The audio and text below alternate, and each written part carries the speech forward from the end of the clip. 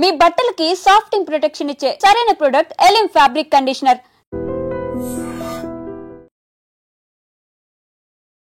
మేడ్చల్లో అయితే దారుణం చోటు చేసుకుంది. ఒక అమానుష ఘటన. పాపం వివాహిత నైట్ గొంతు పిసికి చంపడం జరిగింది. వాళ్ళ కట్టుకున్న భర్తే. సో ఏం జరిగిందని వివరాల్లోకి వెళ్తే, వాళ్ళకి పెళ్ళయి సంవత్సరం దాటింది. సంవత్సరం దాటిన తర్వాత ఒక 2 సంవత్సరాలు ఆ మధ్యలో అవ్వస్తుంది. ఒక 6 నెలల బిడ్డ కూడా పుట్టింది. 6 నెలలు ఉంటుంది. 5 నెలల వాటికి ఇంట్లోనే ఉండి పాపం పుట్టింటి కాడ నుంచి అదే నెలలో రావడం జరిగింది. 6వ నెలకి వచ్చిన వెంటనే నెలలోపే ఇలాంటి వార్త వినాల్సి వచ్చింది. ఆమె పాపం కన్న తల్లి తట్టుకోలేక కన్నీరు మున్నీరు అయిపోతుంది. సో దుఃఖ సముద్రంలో మునిగిపోయింది. 6 నెలల పసికందు పాపం నైట్ అంతా ఏడుస్తూనే ఉంది. మిడ్నైట్ ఆమె డీప్ స్లీప్లోకి వెళ్ళిపోయినప్పుడు భర్త రాంబాబు అతి కిరాతకంగా గొంతు బిసికి చంపాడు. అంటే 6 నెలల పాపం ఆమెకి ఓపిక ఉండదు, అరిచే టైం కూడా ఇవ్వలేదు. చుట్టుపక్కల వాళ్ళు కూడా ఎవరూ రెస్పాండ్ అవ్వలేదు. పాపం సౌండ్ కూడా రాలేదు. పొద్దున్నే ఆ పాప ఏడుపు పెద్దగా ఏడుస్తుంటే ఏంటి ఇంట్లో ఎవరు లేరా అని చెప్పేసి చుట్టుపక్కల వాళ్ళందరూ వచ్చినప్పుడైతే అప్పుడు తెలిసింది పాపం ఆమె చనిపోయి అకస్మాత్తుగా స్థితిలో అట్లా ఉంది. పోలీస్ వాళ్ళకు కూడా ఇన్ఫామ్ చేశారు. సో అప్పటికే కన్ఫర్మ్ చేసుకున్నారు ఆమె చనిపోయింది అని చెప్పేసి. సో పోస్ట్ మార్టంకి అయితే బాడీని పంపించడం జరిగింది. సో ఆమె గొంతు పిసికి చంపినట్లయితే తెలుస్తుంది. వాళ్ళ భర్త అయితే ఇంతవరకు పరారీలో ఉన్నాడు. ఎక్కడున్నాడో కూడా తెలియదు.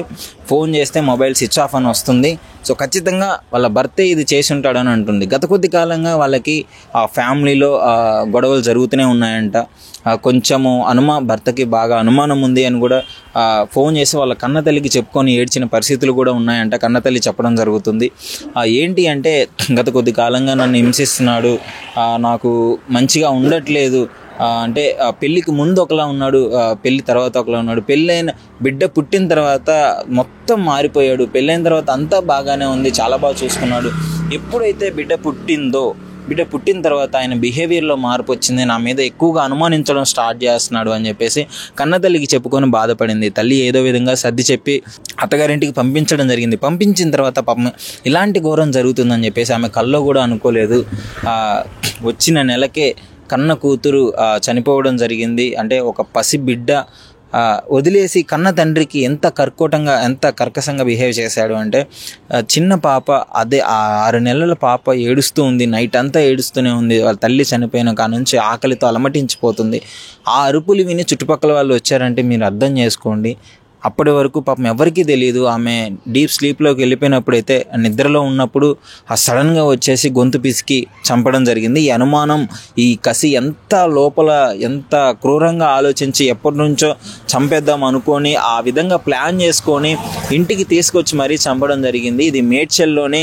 అంటే జనరల్గా ఈ మధ్య కాలంలో అయితే ఇలాంటి ఇన్సిడెంట్లు చాలా జరుగుతున్నాయి. కన్న కూతుర్ని చంపడము, కన్న తండ్రులను చంపడము, కట్టుకున్న భర్తలను చంపడము, భార్యలను చంపడము, కన్న కొడుకులను కూడా చంపడము, చిన్న పిల్లలను కూడా విషమిచ్చి చంపిన. ఎందుకు ఈ సమాజం ఈ విధంగా తయారవుతుంది, ఈ విధంగా ఎందుకు మారుతుందో అర్థం కావట్లేదు. ప్రతి ఒక్కరికి ప్యాషన్ అయిపోయింది. ఒక వ్యక్తిని చంపి ఒకటి పరారవడము లేదా పోలీసులకు లొంగిపోవడము అనేది. ఎంత చట్టపరంగా కొంచెం కూడా భయం లేకుండా బిహేవ్ చేస్తున్నారు. అంటే విచక్షణ రహితంగా బిహేవ్ చేస్తున్నారు. కలిసి జీవించాల్సిన వాళ్ళే బిడ్డలు పుట్టిన తర్వాత చిన్న మనస్పర్ధలకి ఇట్లాంటి డెసిషన్స్ తీసుకొని వాళ్ళ జీవితం మొత్తం ఆగం చేసుకోవడం జరుగుతుంది. సో అతనికైతే కఠినంగా శిక్ష పడాలి అని చెప్పేసి తల్లిదండ్రులు అయితే కోరుకుంటున్నారు.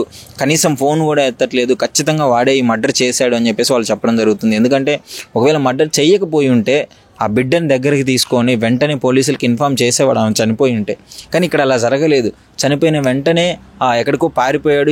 ఇప్పటివరకు అతను ఆచూకీ కూడా తెలియలేదు. పోలీస్ వాళ్ళు అయితే ఇన్వెస్టిగేషన్ స్టార్ట్ చేస్తున్నారు. మేడ్చల్ పోలీస్ వాళ్ళు అయితే చూడాలి. మరి తొందరలో ఆ వ్యక్తిని పట్టుకొని అతి కఠినంగా శిక్షించాల్సిందిగా వాళ్ళ ఫ్యామిలీ మెంబర్స్ అయితే కోరుతున్నారు. సో మీరు కూడా కామెంట్ చేయండి, ఎందుకు అసలు ఈ రోజుల్లో ఈ విధంగా మారుతున్నారు, మనుషులు మృగాల్లా ప్రవర్తిస్తున్నారు. ఈ ఒక్క 2-3 నెలల్లోనే కొన్ని 100 కేసులు మనం వినడం జరిగింది. విచక్షణ రహితంగా ఎవరిని పడితే, అంటే తల్లి లేదు, చెల్లి లేదు, బంధం లేదు, బంధుత్వాలు లేదు, ఎవరిని పడితే వాళ్ళని చంపుకోవడం జరుగుతుంది. గతంలో ఎప్పుడో చూసుంటాం, ఏదో వివాదాల్లో ఇంటి చుట్టుపక్కల వాళ్ళని లేదా వేరే ఊరు వాళ్ళని చంపుకోవడం చూసాం. కానీ ఇప్పుడైతే సొంత మనుషుల్ని చంపుకోవడం జరుగుతుంది. మేజర్గా బయట వాళ్ళని. ఆ హత్యలు ఎందుకు ఈ విధంగా? చట్టం అంటే భయం లేకనా, లేదంటే చట్టం మీద అవగాహన లేకనా, ఎందుకో అర్థం కావట్లేదు. మీ అభిప్రాయం ఏంటో కామెంట్ రూపంలో డెఫినెట్లీ తెలియజేయమని. నిజంగా ప్రస్తుతం ఉన్నటువంటి సమాజం దేనికి ప్రయారిటీ ఇస్తుంది? ఆర్థిక సంబంధాల చుట్టూ మాత్రమే తిరుగుతోంది. మళ్ళీ ఎన్నికలంగానే చాలా విరక్తి కలుగుతాం. మంచి అనిపిస్తుంది కదా, లేడీస్ కూడా ఛాలెంజింగ్ జాబ్స్ చేసినప్పుడు చాలా బాగుంటది. ట్రాఫిక్ అసిస్టెంట్స్ గా నియమించిన ట్రాన్స్జెండర్స్ అందరితో సాల్యూట్ చేయించుకుంటున్నారు. ఫుడ్ డెలివరీ ఇవ్వటానికి వెళ్ళినటువంటి డెలివరీ బాయ్ అనిల్ పై కళ్ళ ముందు పెళ్ళండి.